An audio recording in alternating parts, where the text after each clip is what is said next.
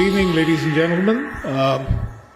Irfan Razack, the Chairman and Managing Director of Prestige Group, is a pioneering leader in India's real estate sector with over 4 decades of experience. Under his visionary leadership, Prestige Group has delivered landmark residential, commercial, retail, and hospitality developments across Bangalore, Chennai, Hyderabad, NCR, Kochi, Goa, and Mumbai.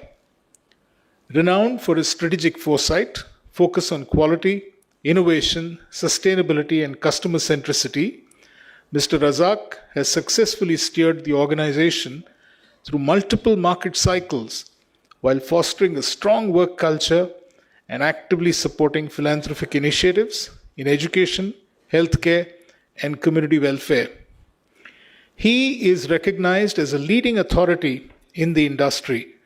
Mr. Razack has received numerous national and international honors, including the FRICS Fellowship in 2013, the Real Estate Professional of the Year in 2008, the Best Developer Award in 2009-10, Commercial Master Builder Award in 2010, the Entrepreneur Extraordinaire Award in 2010, the Construction World Architect and Builder Award in 2010, the EPC World Award in 2011, recognitions by CREDAI in 2013, NDTV in 2015, the Sir M. Visvesvaraya Memorial Award in 2015, the Best CEO in Asia, the Best in India in 2014, Images Retail Award, the EY Entrepreneur of the Year Award 2022, IHC London, and the IIHM Lifetime Achievement Award, the Hall of Fame Award in 2024, the Karnataka Rajyotsava Award in 2024,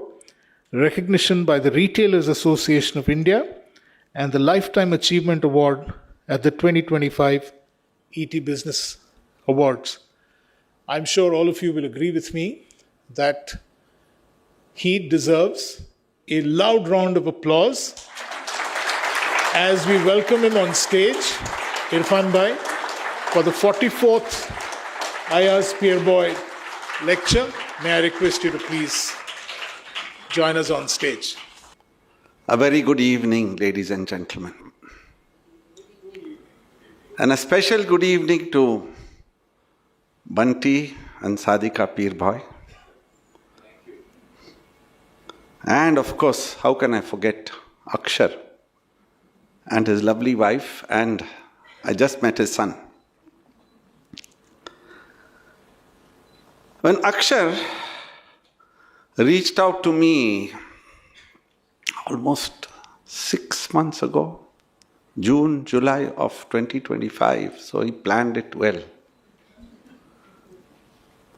And I got this email from him, and there was invitation to come and speak for this very prestigious Ayaz Pierboy Memorial Award lecture. I was taken aback. In 2 minds, whether I would do justice for this very prestigious lecture. I do remember that for a period of years, I was an invitee. The only thing that I don't remember is how many of those events I attended, because we all get caught up with something called life. And then you become a bit antisocial, and you somehow try to see how you can balance things. I knew Bunty and Sadika, and I was always in awe of the agency, MAA. And I considered the agency to be too big to handle when I was a small retailer. Of course, time and destiny move on, and we all get engrossed in our own lives and areas of work. Akshar fixed time to meet me. Even then I hadn't made up my mind, but after I met him, I had a cup of coffee with him. I was truly impressed by the young man. Where is he? I can't see him. Ah, there you are. Because when I'm speaking, I like to focus on some people. And of course, I'd like to focus on you. Because you're the motivator who's brought me here. I do hope after the end of what I have to say, you don't regret it.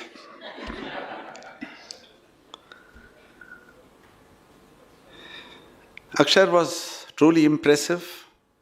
We had a nice, quiet conversation. And then I asked him what this needs to be done. Then he told me this. So, but then with all his motivation, his soft-spoken demeanor, I had no choice but to say yes to him. You know, there was something else that happened. I said yes to him, all prepared. Sheetal, my EA, was coordinating with your people here. It was all set. I think they sent some proofreading of the invite and everything, all that was done. I went for a trip, expedition to Antarctica. Suddenly, my brother sprung a surprise. He put it on the group that he was to have a book launch in December 23rd, but somewhere some chief guest couldn't come. So I asked him what happened. He said, no, till I get the chief guest, I can't launch the book. I said, fair enough. But there we were chilling out. We really were in our own different mood. And suddenly I got a message from him that I fixed it for 31st of Jan. And I said, how can that be possible? I mean, I didn't realize it. I sent that to Sheetal and she said, sir, you've already blocked your evening for the lecture. I panicked. I'm supposed to be very organized, and the person who keeps me organized is my EA. And here, lo and behold, now I'm caught between the deep sea and the devil. Here I made a commitment 6 months ago, and here is my own brother. Now, how do I balance it? I had mentioned this to him also when we were we were together, we were riding in the car, and I did mention about Akshar visiting me, and then they invited me for this lecture. But I think it slipped his mind too, or probably he didn't focus on the date. So I messaged him back. I said, listen, I can't do this. I can't be there. And of course, it's a question of choosing between two, and I had to choose both. Finally, we decided that he's going to have his event. Akshar also panicked and he said, listen, I spoke to Dad. Dad said, last 44 years I've had this event 31st of Jan and I can't change it. So the best thing is we cancel it. I said, that's not an option.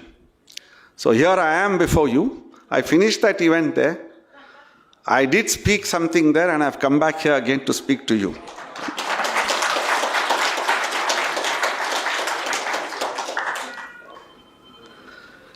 Now, all those introductions, this, that, were highly embarrassing. I think, again, my office has sent off too much thing, and then my friend here has given so much of an introduction, I don't think I deserve that. I've endeavored to put up a presentation which chalks out a journey of prestige and the transition from a fashion retailer for the who's who of Bangalore to a real estate giant. I do hope you enjoy this presentation. And I hope it's not too long. But I thought, if I'm presenting, I have to present it properly. So this is a story, booming story of a baby boomer.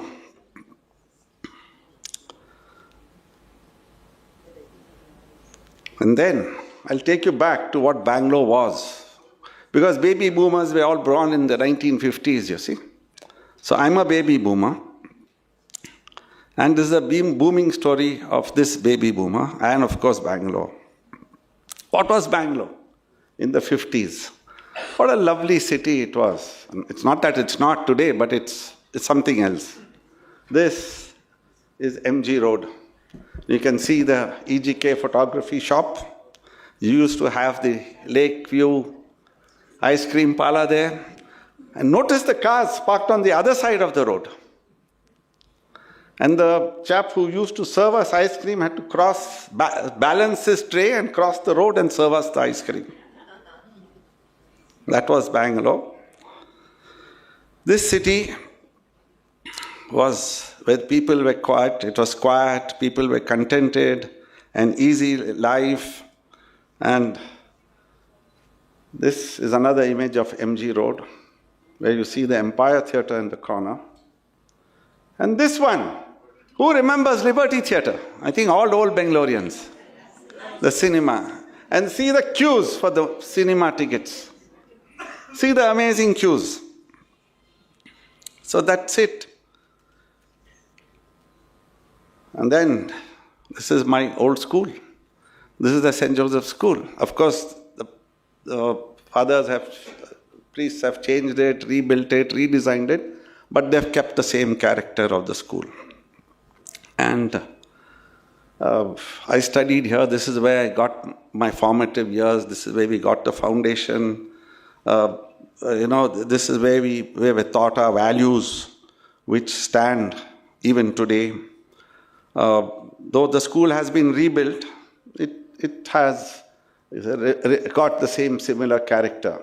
And this is the old Elgin flour mills on Hosur Road, of course, which our company redeveloped. And we've tried to manage to keep a similar architecture just to keep the heritage of the property. And then we've got the Opera Theatre now, which is the Samsung showroom at the end of Brigade Road. And then this image, this is the Rex Theatre.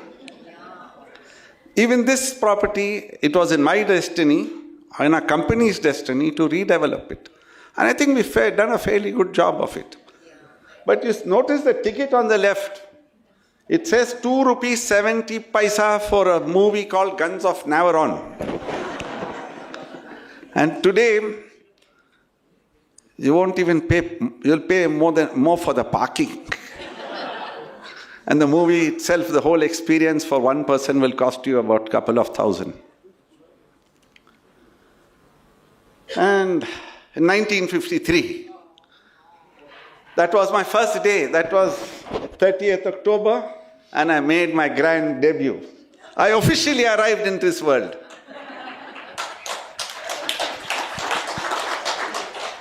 And in 1956, something else happened. Karnataka got its different name for the state. It was the Mysore state before. 1956, we got the Karnataka state. Bangalore became the state capital. And the third thing that happened was the brand Prestige was born as the men's fashion store. And this was established by my father, Mr. Haji. This is in Commercial Street. And this is the Prestige store.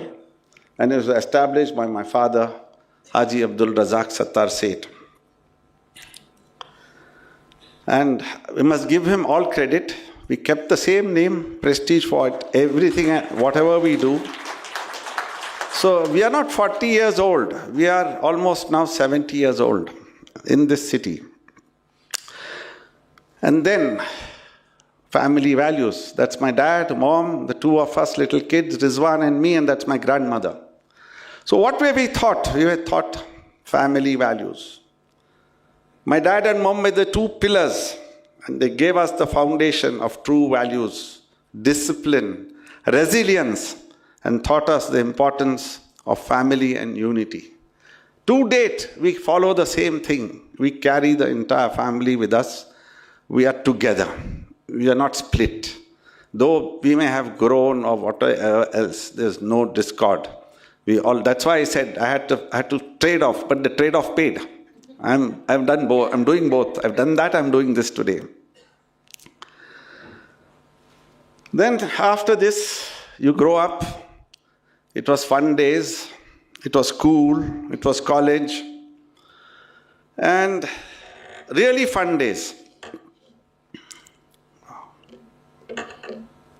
I just jotted some points so that, the flow is right. And I did this morning. Of course, this was prepared earlier.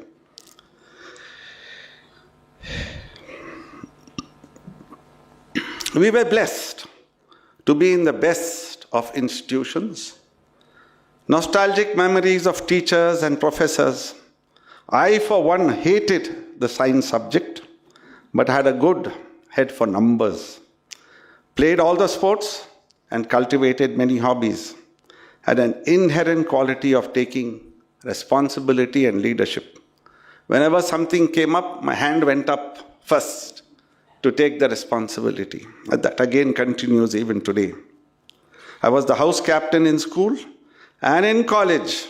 I had a fun time, a grand time contesting the college union elections and winning them and being the president of the St. Joseph's College of Commerce. It was not politics, but a burning desire to contribute to the well-being of the college. We did that taking all our opponents. Once the elections were done, somebody has to lose, somebody has to win. After it was done, we all took the opponents together and we were one united group that only worked for the good of the college. That was the best part. In fact, the sad part is, one of my opponents, a very dear friend who from school I know him, in college something got into his head and he stood as my opponent. Just 2 weeks ago he passed away. So that is life. We don't take anything with us. And great memories we have.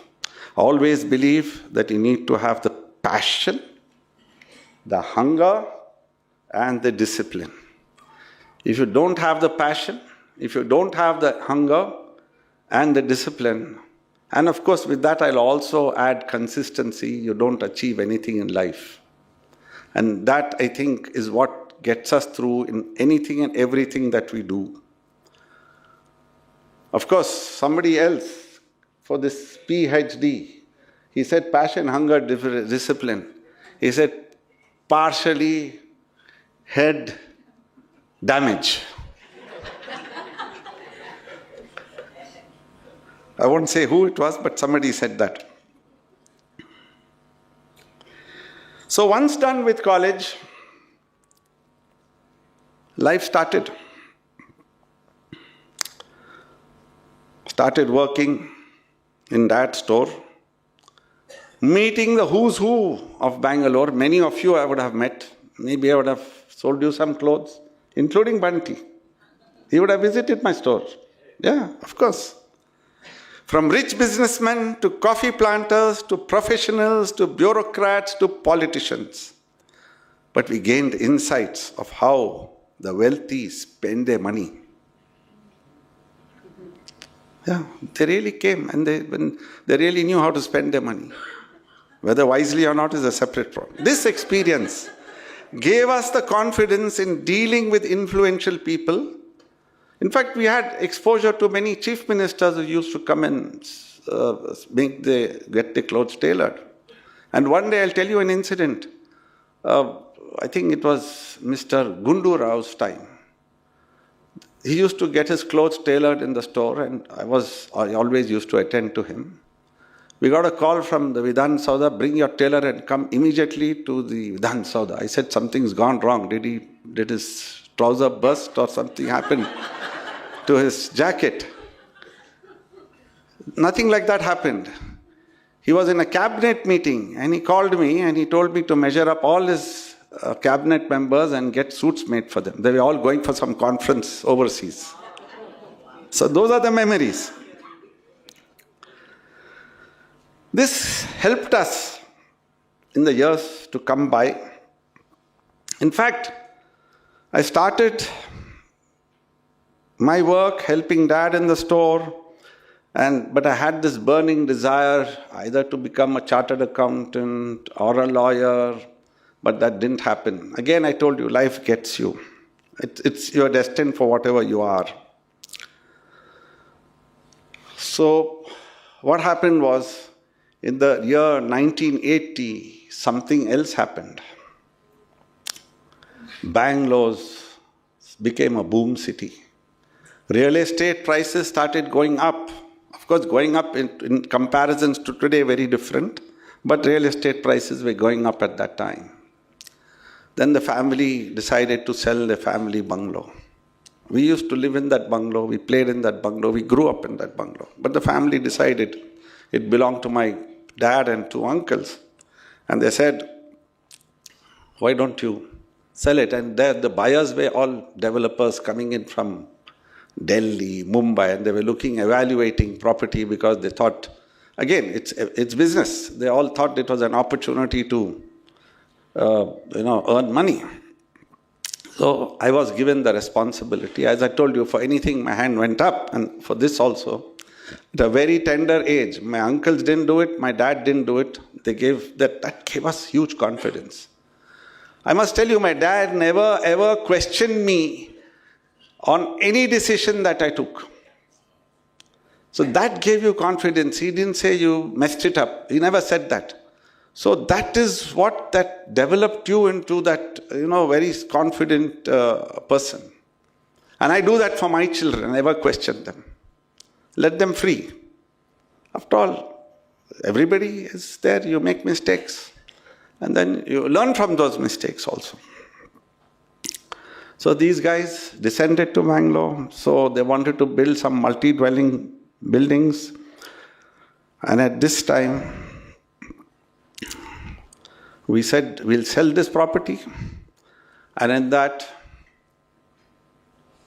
story of selling the property and then again reinvesting back into some other properties for capital gains, this exposure to real estate happened. Till then, we were very content attending to very smart people, rich people, making this wedding suits for their children, everything else. And it was good life. There was nothing wrong. Even today it's good life, but more stressful. Because we have to contend with many more sharks. Anyway, the property was sold. And it was sold for a grand sum of 150 rupees a square foot. But of course, that was in the year 1980. Now we are 46 years away. That's the value of money, that's the value of the property itself. Anyway, with this, what happened was this experience.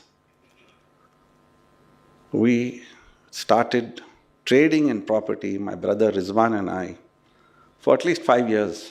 We were buying, selling, buying property in Indiranagar or Koramangala. Koramangala, I have bought property for 35 rupees a square foot. A sold property for 35, maybe bought for something.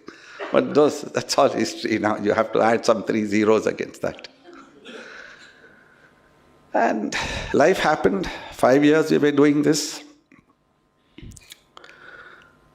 Then we said, enough is enough. I think we need to do something more constructive, something more better, something more satisfying. Let's make a difference to the city. Let's put up something.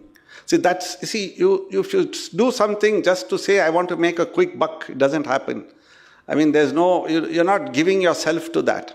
But if you say, I want to create something nice, if you want to bring in some excellence, the Lord above also helps you to do that. You see, the intent is what is important. So my mentor and those days and brokers those days was a gentleman called Mr. Dara C. Shroff. Maybe some of you may remember him. One was Mr. Hussain of Auto Associates. One was Mr. Muhammad. Finally, he landed to be my brother's father-in-law. So we did this for 5 years. And then we started, let's do some buildings. So this is the first building that moving from fabric to landmark. And then what we did was, we built this building. In those days, we thought it was a wonderful development. But of course, if you ask me now, man, this looks very crappy. But at that time, yes, you see, it's all about relativity. It's all about how things are relative and how it moves. But you shouldn't feel ashamed to what you've done. This was our beginning. And then we formalized. I said, when you have to do business, you need to have a structure. You need to formalize your business. We established something called Prestige Estates and Properties, which was a partnership firm. And the logo. Many people ask me, where did this logo come from? Ma didn't design it. It was a young man who came. I was sitting in my store in the back room, and I told him, listen, man, I'm establishing these 2 firms. I need some stationery, I need some identity. And he produced everything. In fact, the first logo for Prestige Estates and Properties was in that P or E, he had also grown a tree. I said, tree is very relevant even today. But he brought this also. He brought this logo and he said, "Sir, this logo is very nice. It shows, you see, there's that round circle," he says, "is the moon." And he said, "That's the bird." I can see Tilak enjoying this. Huh? Tilak is again an old Bangalorean. So that is how the Prestige Group logo was born. Never knew that today it will be on hundreds of buildings all over the country, not only all over the city. Never imagined. You see, you can't imagine.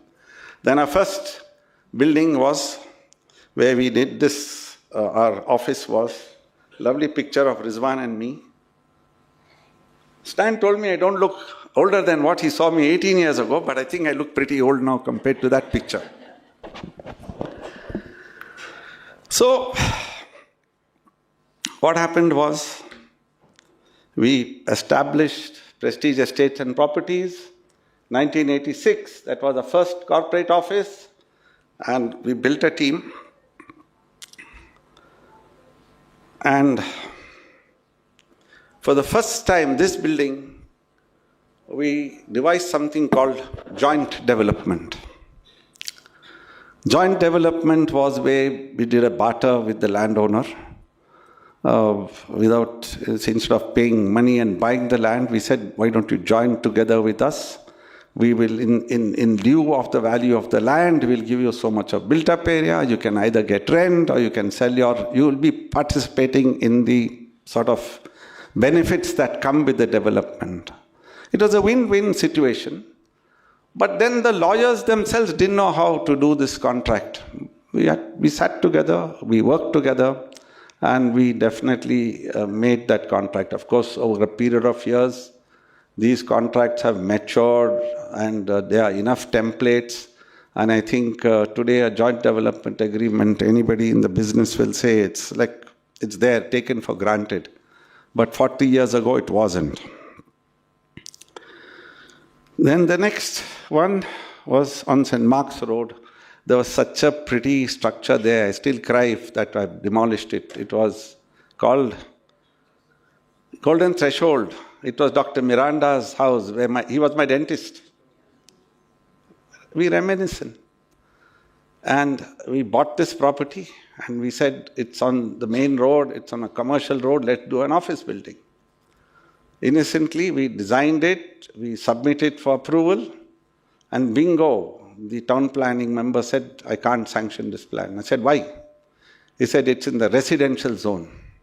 Only then we came to know about ODP, CDP, all of it. Then we scraped our feet back and forth to the BDA to get the change of land use done. And at that time, I had a commissioner, I won't take names, and I knew him because he used to visit the store and buy clothes. So every time I used to go somewhere or the other, he was not moving my file or not signing my file. Then somebody lower down said, "Listen, buddy, he's a little angry with you." "Why?" "You didn't give him discount." So even that time, I just knew him a very nice gentleman. He used to come whistling. He was very smart, everything else, but that's life. This building got done. We overcome that challenge. And then this Prestige Oakwood was the first residential building we did in Koramangala. A 2,000 square foot home cost about 9 lakhs. Today you won't even get a car park for that. And I was a little skeptical. It is only 88 homes, and the people, the buyers, even for that price, were people who were retired people who had got their gratuity, their provident fund and some savings, and they could buy. Bangalore was still a public sector town, and there was no home loans, and if home loans were there, they were very expensive, and they never dished out the homes loan like how they are dishing them out today. Yes, so we did this, and then a friend of mine from Mumbai, he was a contractor, he said, "Irfan bhai, you don't worry. Mr. Abbas Jazdanwala, what a personality. I've now developed, I never imagined I would develop his property in Mumbai. But history was that he said, you leave it to me. My boys will build it for you, and you just do your marketing and branding. We did just that, and I think Prestige Oakwood in Koramangala was a runaway success. I don't know how they've maintained this property at the moment, but I hope they've kept it well. And as I said, it was sold for about 9 lakhs for a 2,000 square feet. And then something changed.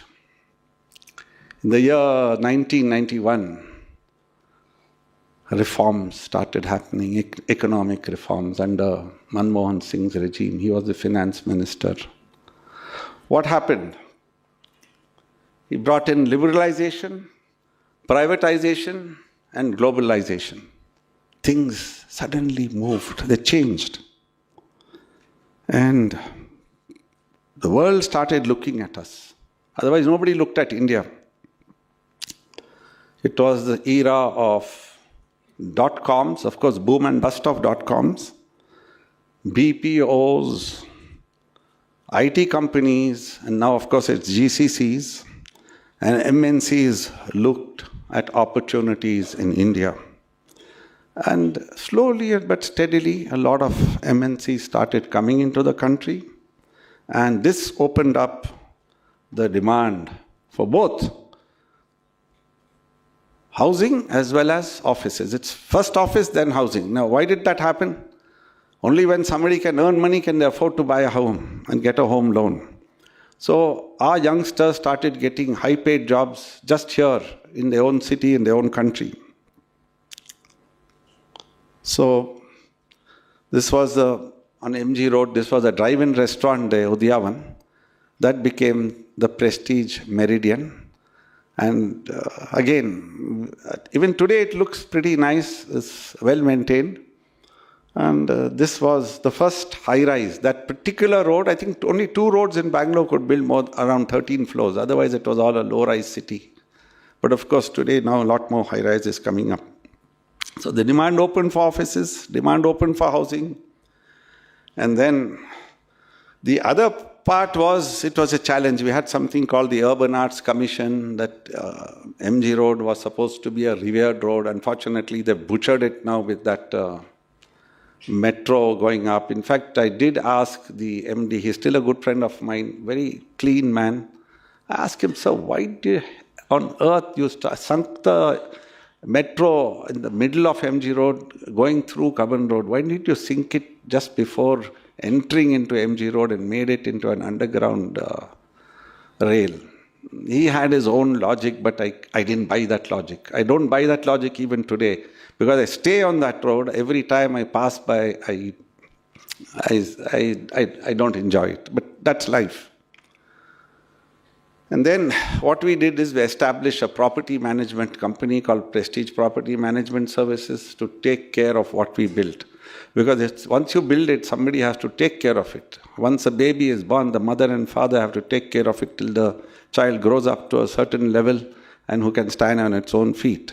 So we tell our customers, we are there for you. The day you don't need us, kick us out. But we'll take care of all your problems. So this was established. In fact, I must give you, I don't want to talk numbers because it's not about numbers, it's about doing something. Here, this particular property management company today has, as a service, we started it as a service to the customer. Today it's got a top line of almost 700 to 800 crores.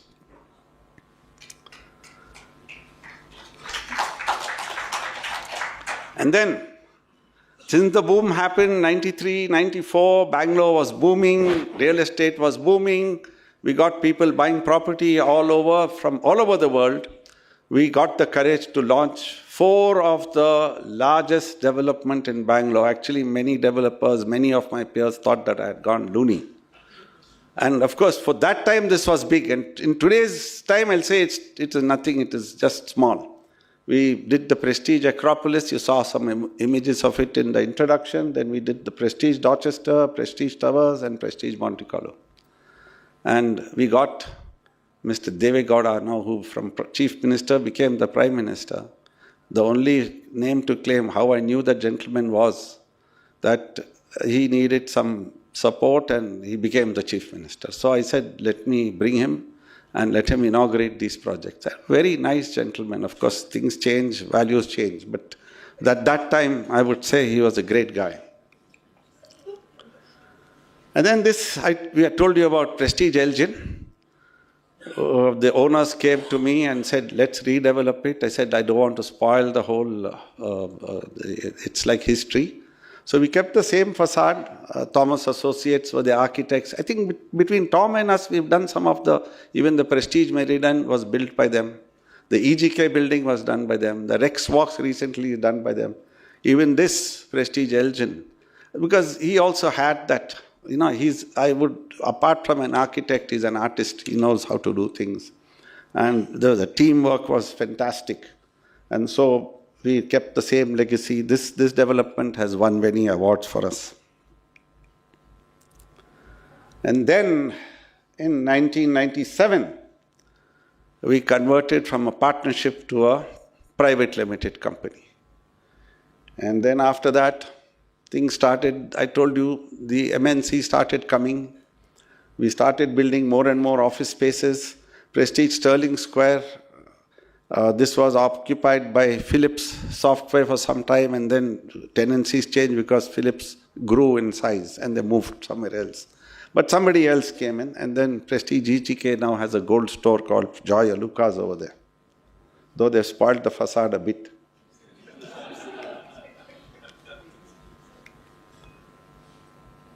And then something earth-shattering happened, 1999. That is the time where we could dream. We could dream big. It was the repealing of the Urban Land Ceiling Act. We were in shackles. You could not own land more than 1,000 square meters. A city like Mumbai, not more than 500 square meters. And no development of any sort of large scale could be done unless for some group housing or whatever, and you had to really rub your souls and get them scraped off to get those exemptions. And then this earth-shattering event happened. I think my friend sitting there, Ramani, he was also responsible to get that pushed, and we got the Urban Land Ceiling Act repealed. Once that Urban Land Ceiling Act got repealed, this is what happened. We could think new thought process, new designs, and it became a new era. Totally new era. Because land opened up. It was like all these days you were in jail, and suddenly you were set free. For some time you still didn't know what to do. But then after that we realized that we could do a lot. So then the bigger developments happened, bigger tech parks, malls, larger housing, all that kept happening, and that was because we got unshackled. One move, regulatory, happened in 1991, was the liberalization. Second one was in 1999, is the repeal of the Act, Urban Land Ceiling Act. So we started building more and more software parks because the demand was there. In fact, Prestige Waterford on Brenton Road, where our office is now, in a different building, of course not here, was where Cisco established their first office. At that time, when these guys got an occupancy of the full building, 50,000 square feet, we used to celebrate. Because somebody coming in, tenant occupying that full building was unheard of. And here's this client coming and just occupying that full building. Today we don't talk of thousands of square feet. We talk of millions of square feet. Today an occupier comes in, Jaggi smiling there. They want 100,000, 500,000, maybe sometimes more. Oh, that's how relativity is there. Then we established the first resort, which was the Angsana Resort. And then we got our ISO certification. Then we did something else. I was in Rotary. You just told me you don't come to Rotary so often, but when I did, they wanted me to. We established the Citizen Extraordinary Award, something like what Bunty is having here. But we didn't do 44 editions. Probably we did some about 12 or 15, and then honestly, we just couldn't find more people. It was to reward and recognize people who contributed to the development of Bangalore and did a contribution to Bangalore. The first award was given to Mr. S.M. Krishna. I think the most progressive chief minister the state had. Unfortunately, he did only 4.5 years, and then boom, he got elected out, and then we were in chaos. Until today, we are in chaos. So we had Kiran, Dr. Devi Shetty, we had Narayan Murthy, we had Sri Sri Ravi Shankar, Nandan Nilankani, and Dr. and Mr. Tripathi, who was in BMTC. So it's a good, lot of people, awardees were there, most this thing. And then we got a challenging job in 2002. Intel India. Now they've got some few million square feet on Outer Ring Road. At that time, they came to us demanding. It was a greenfield site we had just opposite the Leela and next to the Manipal Hospital. And they said, we want you to build this in 13 months with fit out. A greenfield site, we built this in 13 months, start to go with the approvals. From the approval to the occupancy to the fit-outs, it was done. And I think we didn't sleep. It was a commitment. It was passion. It was not the money. If it was money, maybe we wouldn't have done it. And then they, of course, recognized us for it and gave us this certificate. Sadly, this building is demolished today. They vacated it because they moved to a much larger campus. They wanted to sell it. We were also one of the contenders, but some hospital group bought it. And in a matter of 24 years, it's a flat piece of ground today. And then 1993, we said, let's get ourselves rated. And from 1993 to 2026, we have been rated by CRISIL as DA1. And there's no other developer who's got rated DA1. And we continue to be the same. We strive to see, and what does it mean? What does DA1 mean? Is to build by the specifications that we've promised and within the timelines that we've committed and deliver the product that we promised. So that is the commitment, that is the customer confidence we have. And this rating continues. Developers' ability to execute real estate projects as per specified quality levels within the stipulated time schedule and the ability to transfer clear title is excellent. So we are carrying on this excellence till today. And then this is the forum story. 2004 forum Koramangala was unveiled. But to get here is a big story. I hope I have some time. I hope not boring you. I can. Yeah, it's interesting, hopefully. So this was a large piece of land, 5 acres in Koramangala, next to my prestige acropolis. The landowners had signed a joint development with me to build a residential project or do an office project. I love travel. I still love travel. So we couldn't dream and imagine to build malls like we see in the US. Now, of course, it's Dubai. But at that time, I had gone to South Africa, seen some of these medium-sized malls, multiplexes. We used to, in the evenings, go and spend some time. I said, why can't we do this in our own country, our own city? So the idea came, the thought came. So then this opportunity was there, no urban land ceiling. They have abolished, no need to go for exemptions, no need to go around the law. We can go straight in and do what we want. So I sounded off my landowners. So the youngsters, of course, they've now grown. I've also grown older. But then the guy said, sir, whatever you decide, we are with you. That was the level of confidence. If you say you want to build a mall, go ahead. They didn't know what it meant, but they just went by me. And then I gave the brief to, again, Mr. T.M. Thomas, and he gave me the design. And when he gave me the design, I was aghast. The cinema was on the ground floor.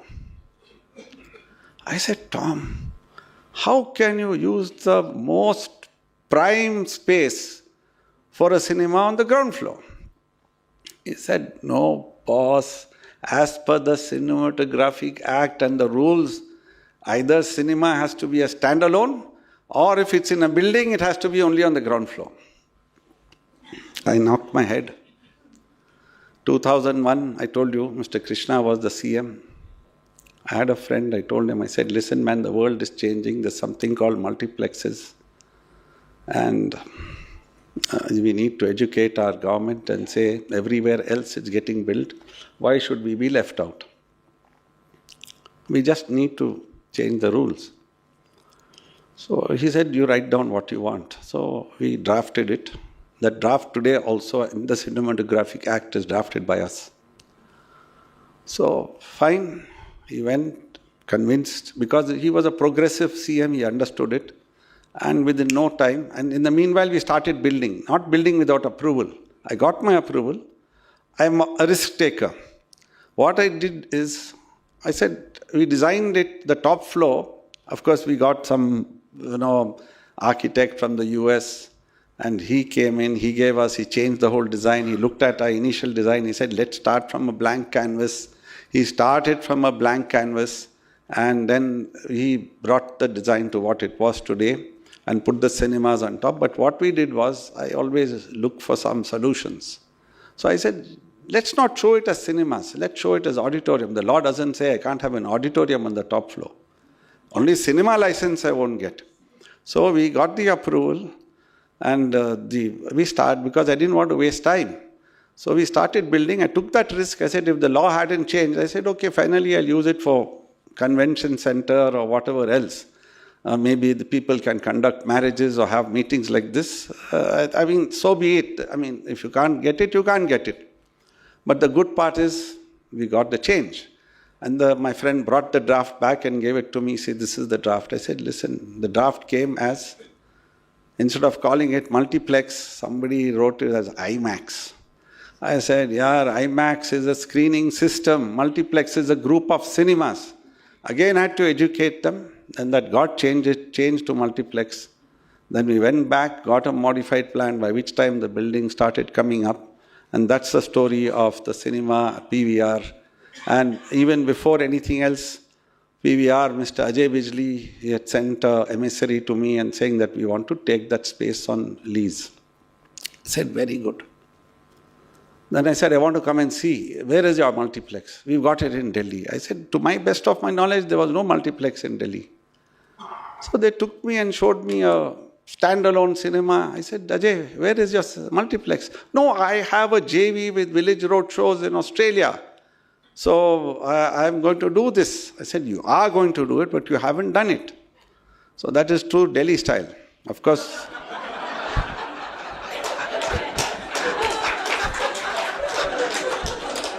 So then he invited me, the whole troupe, all of us, including him, my team, my architect, all of us traveled to Melbourne, we went to Bangkok, we went to Singapore and saw all the multiplexes in those cities. I learnt a lot. And we came back fully educated, and so time passed, the structure got ready, and then the deal I did with Ajay was like I gave it away almost for free, because when you're innocent, you do make the innocent mistakes, but okay, it is fine. So we did there I learned what was gold class, what was Europa class, what was the mainstream cinema, all that came from there. So, and I was very starry-eyed. I said, Ajay, I want this just like this. I don't want anything else. So he also got some designer. He got it all done. But when the time came to start the fit-out and the structure was ready, I think our friend got cold feet. He did literally got cold feet. And then he booked an appointment with me and came to me. So I was wondering why he came. He said, Mr. Razack. I said, yes, Ajay, what happened? He said, I've done market research, I've done market study. I hope Bunty didn't give that market research. So they said this Bangalore is still not yet ripe for a gold class cinema. Nobody will pay that 800. That time it was 700 or 800 rupees or 500 rupees. I don't know how much. And this thing, they are only mainstream cinema will do well. These special cinemas with 40 seats and 35 seats will not work. I looked at him hard. In that meeting only, I looked at him hard. I said, Ajay, before I started this journey with you, I was an absolute novice. I didn't know anything about it. You educated me, you took me all around, and after that, many exhibitors have come to me and said, give me the space. I said, I've already committed, I can't give it to you. Now, I am convinced, I am sold on this. And I believe that this is the only way to do it and no other way. So, he said, Mr. Razack, if you say that, I have no option. I said, it's either that, the words I used was, either it's everything or nothing, Ajay. So he said, if that is the case, I will do it. I said, when he said I'll do it, it all happened in one meeting. I said, in that case, Ajay, if things go horribly wrong, I'll stand by you. If it doesn't work, you don't trade, whatever happens, I'll stand by you. He agreed. Then we did this. August 2024, the mall opened. I remember these dates so distinctly in my head because February 2024, the mall opened and it was like one, Bangalore hadn't seen something like this. There were people flocking in. I used to be scared because in a day, some 50,000, 60,000 people used to come. It was scary. Safety. And I think we got the cinemas ready in August 2024. And again, Mr. Dharam Singh, the then Chief Minister, came. He inaugurated the cinemas. And I remember I was standing next to him. He almost fell off the escalator. I had to hold him. Yeah, that's the story. And now there's, after that, see, this is the pioneering effort. It's everything else. There's no looking back. Now look at and see how many malls we have in Bangalore itself, across the state, across the country, much larger formats, much huge formats, and you name it, you have it. But I have the satisfaction that we did this and we did it well. And even today, it's a very relevant destination. Of course, the name Forum has changed to Nexus. They have different reasons, I'll tell you later. Then we did this tech park because now you could build anything in any larger unit. We did this Prestige Tech Park. And my first tenant there was JP Morgan Chase. In those days, it was a greenfield piece of land. And we were building a few million square feet there. And then this broker, I think JLL or CBRE, brought JP Morgan to us. And they said, we'll pre-lease 350,000. And 350,000 in those days was big. That was in the year 2000. This says 2004, but the 2000 when we started building. And I said, listen, buddy, you don't know. As far as you are concerned, you tell me to jump and I'll say how high. Because I don't dancing. I need you. So I rented out that space to them at 23 rupees a square foot. JP Morgan. Today, I think Jagimar was saying you gave it away for free. He charges maintenance 23 rupees. And the rent itself is about 110, 120. We moved to a larger building, larger premises. We got in more people, more staff, more members. And we functioned from there from 2005 to 2019. 14 years we functioned from there. And then we grew out of our seams. We were working from 4 buildings. I gave her this job to do all this corporate communications, to take the brand, to develop the brand and all of it. And she cleaned up the logo. In the earlier logo, the wing was fallen down. Here, the wing is flying. That's why the falcon is flying so much now. And then, Prestige Shantiniketan. Insane. 105 acres, integrated township, first time done in Bangalore. And when we launched it again after we moved to Falcon House in 2005, early 2005, February 2005. 3,000 apartments, 3 million plus square feet of office, a shopping mall, a Sheraton Grand. Of course, those components came a little later, but that was all conceived that time. We sold all the 3,000 apartments within a space of some 2 weeks. We didn't know what hit us. Stan, you were part of that madness. I don't want to over-exaggerate, but that's how it was. We didn't know what hit us. Of course, it was sold at a decent number, 1,845 rupees a square foot, and we just said, let's sell it and give the benefit to the customers. The company also will make some profit, but they won't kill the customer because the volumes were huge. We sold it, we got the cash flows. And I'll tell you, while we were doing all this, till I think probably when we were doing Prestige Acropolis or the Forum Mall, the company relied on only internal cash flows. I had a overdraft of about 25 lakhs in Canara Bank and nothing else. And I was petrified of borrowing. Today you ask me, look at my investor presentation, it looks very different. But that's all concept, it's all relative. So we built this in record time, we delivered it in 2009, and we still have the Sheraton Grand with the company, the rest of it is gone. 2006, we established the Inventure Academy. I met Mrs. Maini and Chetan just last Friday. And Chetan asked me, did you ever imagine that you would come in 20 years, you'll come to this level? I said, man, my vision to Noorine was we have to establish something of excellence, nothing else. And it wasn't to make money. We haven't taken out a single rupee from that school. Whatever else comes, it's churned back and put in again, maybe to grow the infrastructure or grow some another one, but nothing else. Because that was, see, if the intent is different, even God above helps you. So that's what happened. And we established that. We did Prestige Ozone. It was a gated community. Then we established the first SEZ, maybe the first in Bangalore, where we again leased out about 4 million square feet to Cisco. It was the largest campus outside of the US. They're still there. And of course, that asset was with us till 4 years ago. And we sold it, and along with that, the Aloft Hotel. And then, as things should have it, 2006, we decided to flap our wings and fly to other cities. We went to Chennai, we made a mark there. We go to Chennai, you'll see the Prestige Group logo and some of the most handsome buildings there.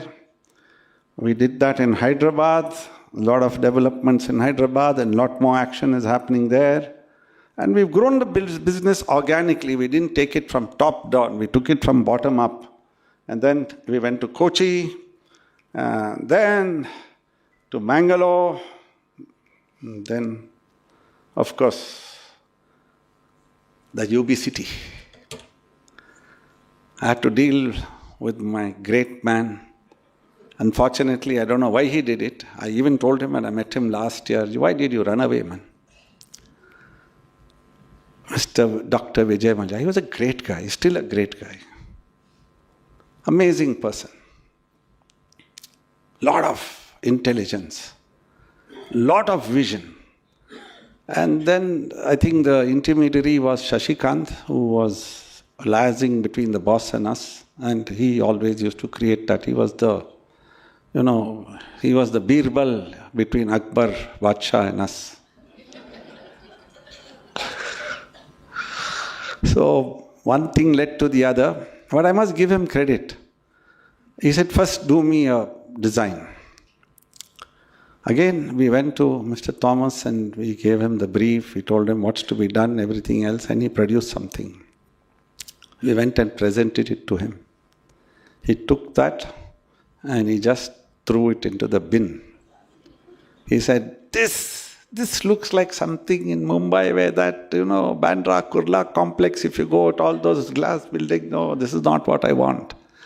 Then he quickly went on to his secretary's computer and bang, bang, bang. He just went and on the internet and then he pulled out an image of New York from there and gave it to Thomas. He said, I want you to build a city. I want you to do something like this. Tom is a creative guy. He heard him. And we, of course, wanted to do that job. It's probably, again, redefined what Prestige was, because that's what gave us our stature today. Because we got this opportunity to develop this huge property right in the heart of the city. It gives an image to the company. A lot of my friends who knew him saying, "You're playing with fire, he'll bloody butcher you." I said, "Listen, nothing like that will happen.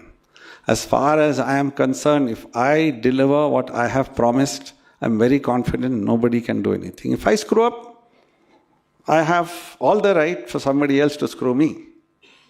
Sorry for the language. So, UB City was conceived like this.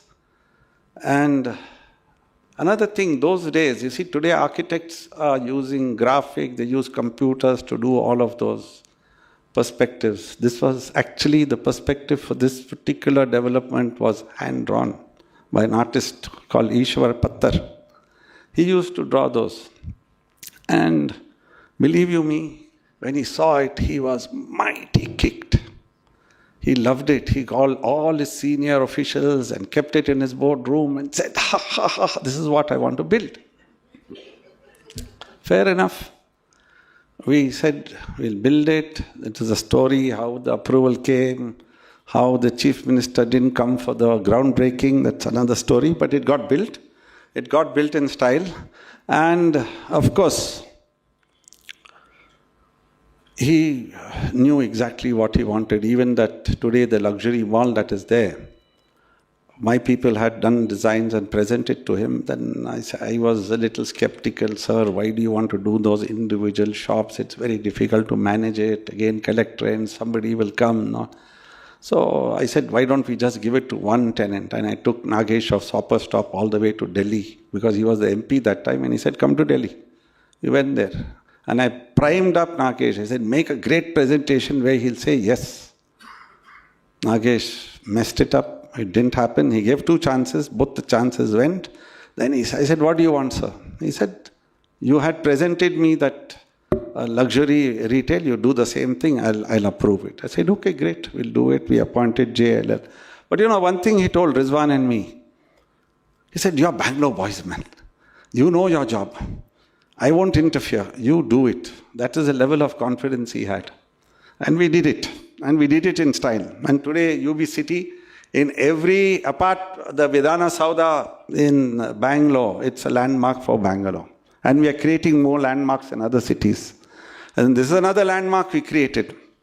2008. Against all odds, somehow people chased me. Land always chases us. We never chased land. And said, "This 300 acres is there. Why don't you buy it?" After a lot of reluctance, thought process, back, forth, with due diligence, this, that, took months and months for it to happen. But the sellers also were very patient. I bought this land. Then I took my nephew because he wanted to build a golf course, Faiz. And he wanted to do it in some 40 or 35 acre property. "I don't want you to do a Mickey Mouse golf course, Faiz. If you want to do something, do it here." There was a hillock there, took my brother and him to there, said, "Let's do a golf course." Doesn't this look amazing? Does it look like as though it's in India? I don't think so. Of course, this was an uphill task. Nobody understood what we are doing or what we were doing. People, naysayers said there's no water there. And they said that's a dry area. How are you going to sustain it? Believe you me, I took that bold step. I said, if there's no water, I'll get grey water pumped in. And not even today, we are pumped. Though, of course, we don't need it that much, because we created about a dozen artificial lakes and not a single drop of water we waste. And everything is recycled and used for the lawns and for the gardens and everything else. And another thing, what happened was the villas itself. We thought it's a lifestyle, people will buy. People did buy, people did book, and many people, the faster they booked, the faster they cancelled out also, because there was some negative sentiment going on, but we didn't look back. I said, this will be the address. Because A, you need to believe in yourself. If you're doing something stupid, then yes, you'll get into trouble. But I knew this wasn't something stupid. I knew if I create the address, if I create the product, one day or the other it will pay off. And it is paying off to all the people who have bought there and invested there. And of course, people who play golf there enjoy. Every Sunday I play golf with my friends. So that's the story of Prestige Golfshire. 2010, we did an IPO. We listed the company, raised capital. So more capital means more work, more responsibilities to your stakeholders. Then we got this brand called the Prestige City. This is Prestige Lakeside Habitat. It is a 105-acre theme development, Disney theme development. We did that in 3 cities. That's in Hyderabad, Bangalore, as well as in Kochi. And then 2017, one more regulatory change. We got the RERA. We got the RERA and we got the GST. JRA, what did it do? Is brought in discipline. It brought in accountability. And also what it did was it brought in consolidation of the industry itself. And everybody had to be responsible. I think that's one single change. It also brought in customer confidence. Because different parts of the country, different stupid things were happening. But with RERA, you cannot afford to be delinquent. You have to deliver, and you have to, after delivery, also you have to take care of the property for 5 years.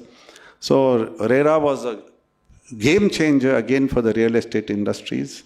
And I believe that was a great legislation. I was part of going through the whole process when the committee of the MPs had come. We had many discussions. I was a chairman for RERA at that time. Chairman for CREDAI.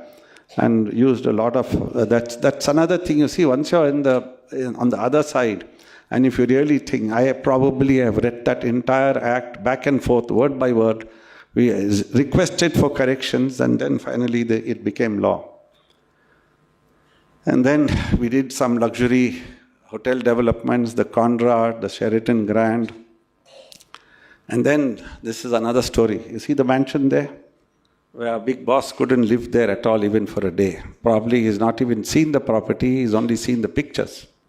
And in some podcast, somewhere he said that I told Mr. Irfan Razack, I want my house to be lifted up on top, and they did just that. Yeah, we did just that.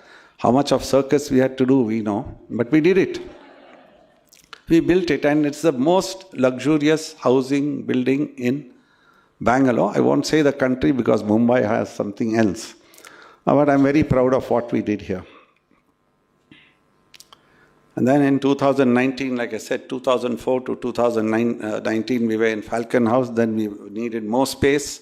When I told my brother that this building was getting ready, I went up to him and said, listen, we are not functioning properly. We are working in silos. There are about 4 different buildings. People are scattered everywhere. And there's no cohesiveness. We need to move to a larger development, and we need to put everybody in one place. First he said no, then I had to convince him, and then finally he only took the lead. We did the fit-outs, we did the interiors, and today I'm very proud that it's a beautiful office building. In the same year, we did the 6 hotels with the Marriott, and we are still building a lot more hotels with Marriott. And then, 2020, something hit, not the industry, it hit all of us, it hit the world. COVID. Nobody expected it. What happened? It was beginning of 2020, my CEO of retail, he said, sir, there's some lockdown that is to happen. Some people the tenants are saying that the malls people shouldn't go in, something else. And in my own innocence, I said, this could be something for a week or 15 days. And I'm on the side of my tenants. I said, listen, if the stores can't open, if they can't trade, you can't charge them rent. So in one flash of innocence or the largest, I said, as long as the malls are shut, don't charge them rent. Yes, that's what happened. Not only rent, don't charge them CAM also. The rest of the industry who are mall owners were ready to kill me. But then I'll tell you, if we hadn't done that, whichever mall, not ours, anybody else's, we would have been, because at that time we were running some 8 malls. across the country, including Bangalore, some 3. But then there was no choice. But if you don't trade, if there's no business happening, and the retailer doesn't come get money, how does he pay you the rent? But of course, the largest retail, the multinational or corporate retailers were the ones who did the biggest arm twisting. That came later, but then that too will pass. So we were without rent for some time. We had EMIs to pay. Fortunately, we had enough cash flows and the banks gave us time. All that happened. And then what did we do in lockdown? It was not about business now. It was about life. And then we said we should take care of our people. We did vaccination drives. Every day in the morning, the routine was, and new technologies happened. We learned what was Zoom, learned what was Teams. We could communicate through the screen. And that from that day to today, a lot of meetings happen on the screen. So this was a most disruptive event at least in my career. I've not seen so much of disruption. I think everybody felt the same thing. So my friends, we said, now this is the time to give, not to take. So we said we should distribute rations to the labor, vaccines to our people, and then to the community.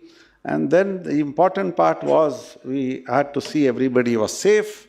And we learned how to work. Every day morning we used to check how everybody's health was, how everybody was doing, and what was the problem where. And this routine went for the period of lockdown. I think lockdown was about a month or 2 months, I don't know how long. So at that time we did digital transformation, and then everybody says office is dead. Nobody used to go to office. Our tech parks, which used to have 50,000, 40,000 people, they were like ghost towns. And then everybody said there's no more office, it's all going to be WFH, work from home. And it's the end of office. I for one said it will never be the end of office. This is only a temporary phase. Things will bounce back. And things did bounce back. And today, in the year 2025, India has leased out 96 million, correct me if I'm wrong, Jaggi, 96 million square feet of office in one single calendar year, new leasing. And that is quite amazing for India. Out of that, I think Bangalore has a large share, 25 million, or 30, it's 25 million. And then while this was happening, I was sitting on my desk. A banker called me and he said, Irfan Saab, do you remember we had one conversation? I said, Bolo Bansal Saab, what conversation? You see, last time we were supposed to partner with Blackstone on some 50% deal, this, that, all of it. Now they are willing to buy. I had all the data with me. I don't know why I had the data, but you have to be perceptive. I think that's also called manifestation. I had all the data with me. It was easy for me to take a decision. I said, Bansal Saab, aapko karna hai to bolo, unko bolo, no cherry picking. I'm willing to sell this, all these assets. I'll share the details with you. It just happened like magic. And we did probably one of the largest asset sale. I think at that time, of course, dollar rate has changed. So if I talk in billions, it'll be different. But at that time, it was about $1 billion plus dollars. And we did that. We sold our 8 malls, we sold the SEZ, we sold a few other buildings all over the place, and we did get a lot of cash. What happened is we got cash and we also did away with debt. That helped us. Not that we were stressed out, but it helped me to grow. It helped me to grow my building. We went into Pune, made one office building there. Today that leads out to Bank of New York Mellon. We went to Goa. We did one residential development. Most importantly, we had the courage to go to Mumbai. And everybody thought I was mad. It was a big risk. Again, it was faith. Mumbai is not an easy territory to operate in. It's a very, very different ball game from the rest of the country. But it's only God above that has helped us, and I believe that we are now going to create some of the India's landmarks, or Bombay's landmark. in terms of office, in terms of residential. We've completed a few buildings in a short span of 4 years. So these are some of the developments that are happening, and I'm waiting with bated breath to complete them and then enjoy them. And then we developed this brand during the COVID time called the Prestige City. Now, something happened in post-COVID. Something magical happened. Everybody wanted to buy a home. People who were hesitating, who were sitting on the fence, even the media started talking positive. Once the media asked me, the market is good. I said, Madam, market has always been good. We've always been selling. It's the media always who bashes us up. Now you are also saying everything is good, so it has to be still better. See, it's a perception. So homes started selling. We got this Prestige City. No, I'm fine. Prestige City the brand got established, scale got established. Now we are doing a Prestige. We completed, in fact, in that short span of 4 years, Mr. Gopal is sitting there in the audience and listening to me. And we completed the Prestige City in Sarjapur, few components of it, much more getting developed. We've done a component completion in Mumbai, and then you're building something in Hyderabad. So this brand really caught the imagination of people. People would like to stay in large townships where you have all the amenities, the retail, and a lot of open space. So this brand really worked for us. And we said, like how we are establishing the Prestige Golfshire brand after its success. Now I said, let's take this Prestige Golfshire brand to various parts of the country. So now we are doing a Prestige Golfshire in Lonavala. We have tied up some land in Chennai, something in Hyderabad, and something in Goa. But let it all fructify. It's a lot worth of progress. And of course, now we got the retail malls, again 2.0, we call it, Forum 2.0. We got the new mall, Forum South Bangalore. It's got scale, it's got openness, and it's beautiful, and it's trading amazingly well. I think one of the best performing malls in the city. And then we've got Forum Kochi. This is after we sold the assets. This is the new crop, which is Forum Rex Walk. Again, Forum Rex Walk, again, is an aberration. Mr. Kapoor had spoken to me. Nothing happened. Then suddenly again, one day he came and said, I want you to develop it. And then at that time, it just happened, boom. It happened very quickly. Earlier, he was thinking. And then the most important part is he decided so fast. And the entire development got built so fast. And I'm very proud of it. Though it's a very small, cute development, it's a lovely place to go. And I'm sure many of you would have gone there. And then is the JW Marriott in Prestige Golfshire. That probably was the crowning glory for the Prestige Golfshire. Zaid is here and right next to Uzma. He's the one responsible to put it through. And it's one of the best convention centers. The G20 happened there. Many celebrations, wedding, conferences, meetings happened there. Again, best performing asset for the company. And then the most satisfying thing is, along with the Forum South Bangalore, we established this PCPA, Prestige Center for Performing Arts. And this is a 1,000-seater auditorium. Yes, it is tough to get there, but it's very relevant to the micro market that is there, South Bangalore. Huge amount of performances, theatre, everything happens there. And for me, that is huge satisfaction. It gives me a lot of pleasure that this happens there. It's not a money churner. And I think an asset, and I didn't want to use it for weddings and other things. It's a no-no. Don't spoil it. Just use it only for performing arts and sometimes a few conferences. And I think, I'm very happy we're getting a good footfall there. And then, of course, this is numbers. Last year, we did 21,000 crores sale, top line. And that was, again, the highest we did ever. And then 2025, we took the Prestige City to NCR, and we got the Prestige City Indirapuram there. And we didn't know what hit us. It was the most successful launch, and we were almost 80-90% sold. That gives us more. And then this is another asset in the making, which will get ready this year, which is another bungee jump that I do. I do a lot of bungee jumps in my life because it's a huge asset. It's got a St. Regis Hotel, the Marriott Marquis, and a Prestige Trade Center, the largest hotel in that micro market in the Prestige Aero City. It's all about 800 rooms. And I think the teams are working hard under Zaid's leadership, Suresh's leadership, to completed by July, and then the hotel should start trading by end of the year or this time next year. And that is the story. After doing all this, we just can't forget society, we can't forget responsibility. We should take care of our environment, we should be socially responsible, we should take care of governance. And these we have been doing consistently, and also CSR. So these things we keep doing. We've been working on it and sincerely on it. And these are some of the images what we are doing all over. You saw a few images in that initial video. We are supporting students in the Northeast. We are supporting tree planting. I think my ESG specialist Nirbhay is doing about 100,000 trees or 1 million trees. Million trees. I always don't like to over-exaggerate. If I'm right, 1 million trees are going to be planted.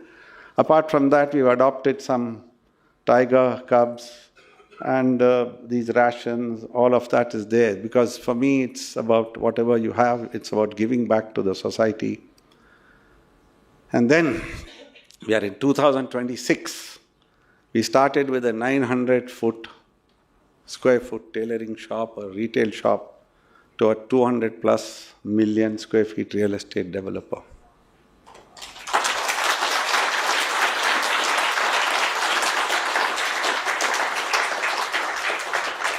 Today, we have 300 plus completed projects, 200 million square feet. 118 projects underway, another 200 million square feet. What we did in the last 40 years, our teams are endeavoring to do it in the next 5 years. They'll pull it off, I'm very sure. And then today, what are we doing? Before I come to this, I always say we have to be relevant. But anyway, let me run through this. After being in business for these 40 years, the most important thing is we shouldn't bring ego into this. We shouldn't let our head to get head weight. We should remember that we don't own anything. We are just custodians. The resorts, the offices, the brands, they're all ours on paper. We don't possess them. We have to protect them. We have to grow them. And we have to serve through them. The realization that is a must. We must stop seeing our business as ours and start seeing it as a responsibility. Everything shifts. Once we do that, we stop chasing ego, we start building with intention, we make decision not for profit but for people. And because it's not about what, and it's about the who, thousands of lives are not connected to what we build. Employees, families, communities, futures, and of course when I say communities, it's customers. And one wrong decision, fueled by pride or greed, it can all come shattering down. Wealth means nothing if you don't raise others with it. We don't build to hold, we build to pass on. Our ambition should turn into purpose, our ownership will become stewardship, possessions will become platforms. Our legacy won't be measured in millions or billions. It will be measured in the lives changed. If we are to be remembered for anything, let it be this and only this. That is why I didn't bring in the listing number, we listed for so much, this is my market cap, all that for me that is all irrelevant, it's some number there. But if I can change lives, and if it can be remembered for what we have done, I believe we've served our purpose of doing what we are doing. Thank you very much for being one more slide. For being such a patient audience and listening to me so attentively. So, from 1956 to 2026, 70 years of the brand Prestige, I'm taking the entire journey from the retail store, from baby boomers to Gen Alpha, and this is the Gen Alpha. Thank you very much. A great presentation. I'm sure that all of you will agree with me to see the journey of Bangalore through the eyes of someone who's created Bangalore. Irfan Razack, fantastic. May I request Nishita to please come forward and give Mr. Razack a bouquet to honor him for being here.